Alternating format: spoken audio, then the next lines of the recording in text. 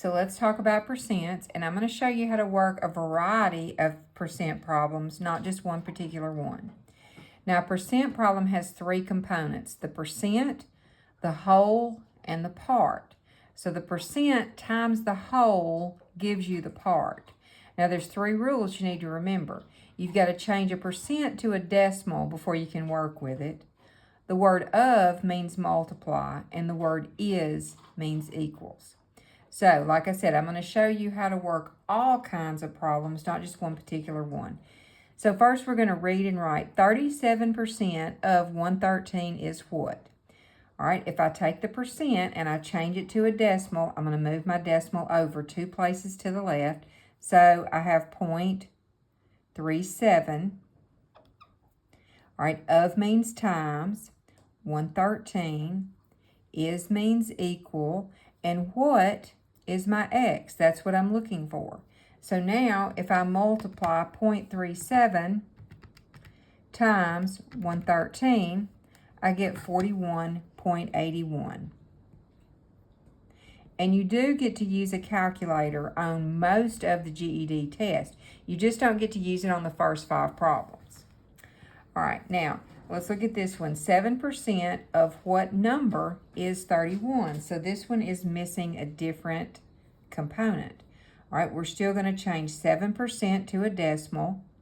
0.07 of still means times. What number is our x, our missing number? Is equal 31. All right, now how would you solve this if it was an equation? Well, you'd have 0.07x is equal to 31. So then you would divide both sides by 0.07. Once again, I'm going to use a calculator. 31 divided by 0.07 is 442.86. 442.86 rounded off. So 7% of 442.86 is 31. All right, now let's look at our last one. What percent of 19 is 301? Well, let's go ahead and write it just like we did the other ones. What percent is our missing value? So that's x. All right, of means times.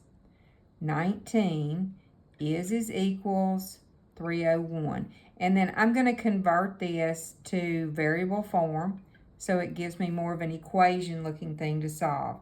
All right, 19 times x is 301. So you divide both sides by 19, and x is equal to 301 divided by 19. So we get x equals 15.84. But hold up. Now you have to convert this to a percent.